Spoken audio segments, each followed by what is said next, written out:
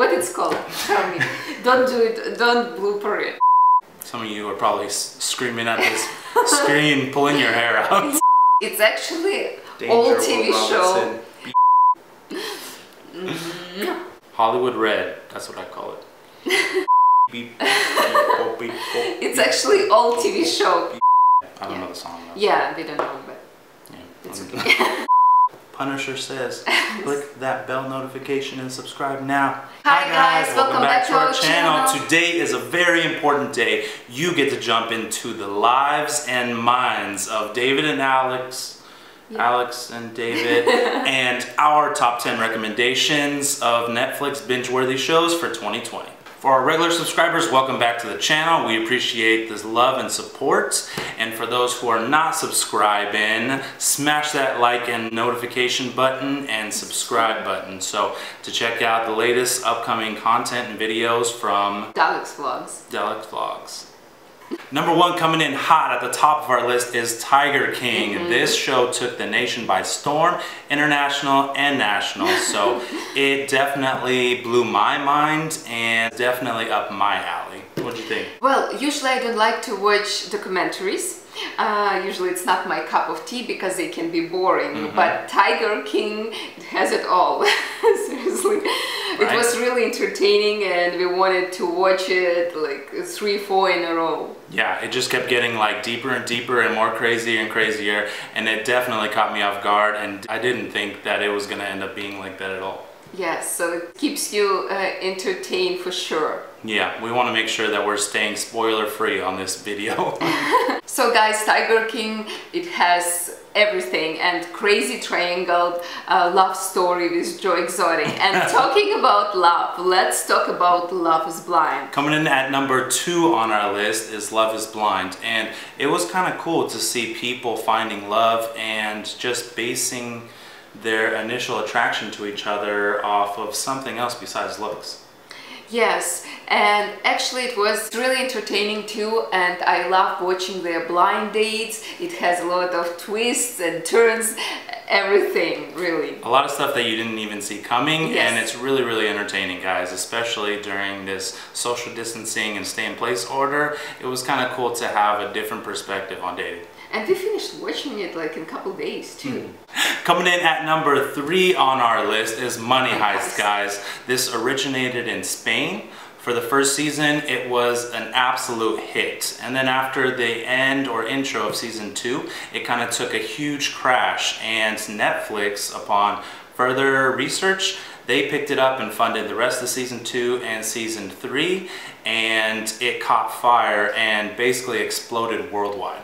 Yes, and I think that it's exploded because of the symbolic nature, that they was wearing costumes and masks, and we can see that a lot of parties use now costumes and masks too. Yeah. And also rallies of supporters wearing masks and costumes, and you can see it in Europe, and also I think in Brazil they were showing in documentary. Yeah, I think it just blew up worldwide. You're seeing these costumes with the red jumpsuits and the iconic masks at sporting events and other rallies that are kind of demonstrating against different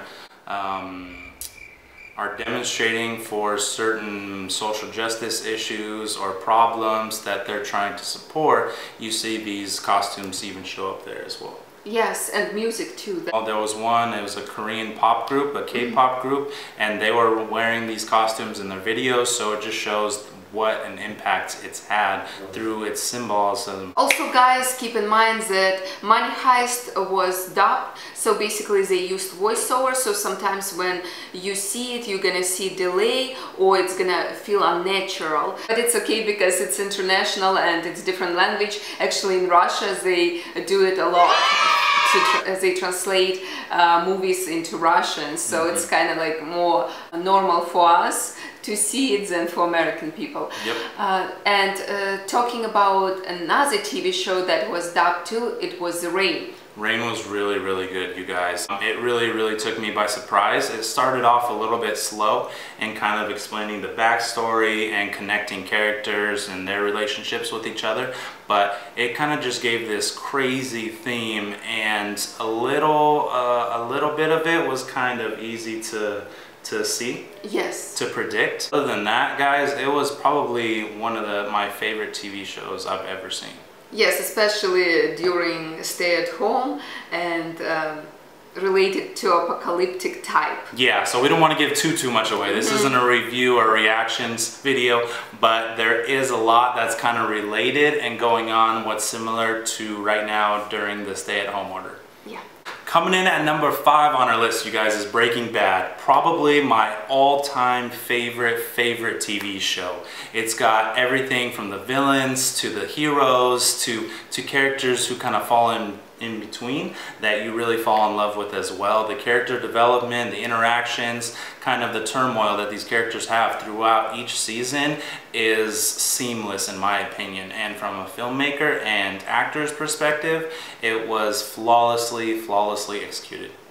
Yes, and David watched this TV show before. 3 times. Yes, and then he decided to watch it with me again, and I loved it. We watched a couple episodes in a row, and it was really entertaining and engaging. Yeah, I mean, there's very few moments where it feels like it's dragging on, and it just leaves you wanting to watch another episode. Yes, and scenes is shot so good that it's not dragging at all. Yeah, so the camera guys, known as the cinematographers, they did an excellent job at executing those shots. In my opinion, it ended the best way that a TV show has ever ended, guys. It ended perfectly, not too over the top, not disappointing climax, but just right. That really left you feeling satisfied after finishing. And I actually wanted it to continue. So now let's talk about Ozark, guys. I love it. I actually like this type of TV shows. I don't like comedies as much, but Breaking Bad and Ozark, really good fit for me. Yeah, speaking of these shows, it has a really similar premise and start as Breaking Bad, kind of your regular average Joe, run-of-the-mill, middle-class families who kind of get in situations over their head, and the way they react and kind of deal with these situations is almost really natural and similar to what a lot of people would react, so it's very easy to relate and gain a connection with these characters in these 2 particular TV shows. Yes, and I feel like Ozark, it starts a little bit slower than Breaking Bad, so you have to watch at least 1 or 2 episodes to get into it. With Breaking Bad, it was right away, but with Ozark, it's kind of slow. Yeah, so for us, we usually give a TV show 1-2 episodes maximum. I'm really glad that we stuck with Ozark. We gave it like 3 or 4 episodes before it kind of got the ball rolling and sparked our interest. And I have to give a huge shout out to Jason Bateman as the creator and one of the stars in the show. It's extremely difficult to not only direct some of the episodes, be the creator, but also star in it as well. So wearing multiple hats on one set, hats off to you, my man. Coming in at number 7 on our list, continuing with the theme of creators and directors starring in their own TV show, is Schitt's Creek. I mean, I absolutely love comedies, you guys, and they hit the nail on the head. It may be a little bit slow or dry for somebody, but I was literally cracking up the entire time of their on and off screen relationship, and you can kind of see the real life and on-screen characters and relationships meshing together. Yes, and it's the only one comedy show that I watched from the beginning to the end. Usually I watch 1 or 2 episodes and that's it, but this one I really liked. I think I'm gonna watch new season soon, hopefully. Yep, so season 6 or 7 I believe is coming out, so I know that the schedule got a little messed up with everything going on, but I took a chance on a comedy with Alex and she seemed to fall in love with it. Yes, and I love that episodes were short. That's why probably I watched all seasons, guys. So talking about comedy, let's talk about number 8 on our list. It's comedy drama.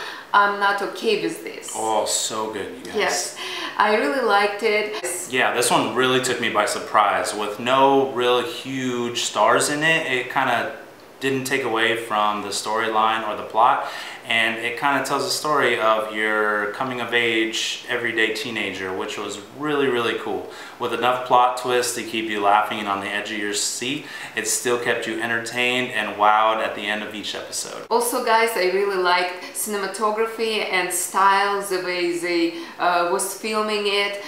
It was really good. Yeah, I was extremely impressed with the cinematography. And speaking of cinematography and kind of that sci-fi theme of TV shows, number 9 on our list is Stranger Things, you guys.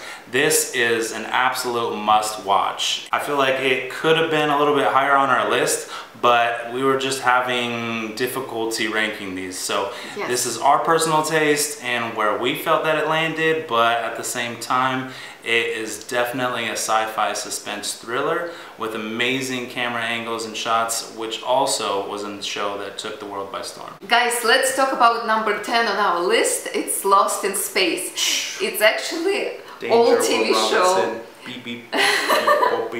It's actually old TV show. It was filmed before, but right now they decided to refilm it in more contemporary way, I guess. And I think it's for the best, because not all people gonna watch old TV shows, which was filmed in 60s or 70s. I actually like all TV shows about space and space travel, so for me it was really interesting to watch this one. Yeah, these TV shows that are science fiction and fantasy just really fall in our niche and something that we really enjoy watching together, which is something that we always like to keep in mind when picking out these TV shows. So even though Lost in Space was a timeless classic, just because it was refilmed and told from a different perspective doesn't mean that it ruins or takes away from the classic. It just means that it was good enough to update with new special effects. Yeah. So let us know down below in the comments how you would rank these, or if you would have changed any of them around, or if there's any shows that we missed. And we hope you enjoyed this video and our list. I understand that it can be different for everyone. Yeah. Yeah. We hope you enjoyed today's video, guys. Let us know how would you rank this list from 1 to 10, and maybe your list will look different. Let us know in comment section below what other TV shows you would advise us to watch. Absolutely, and we hope that you guys found out or discovered a new TV show that you guys are going to check out sometime soon. So if you're not subscribing by the end of this video, Punisher says, click that bell notification and subscribe now. And don't forget to like, comment, and subscribe. Bye.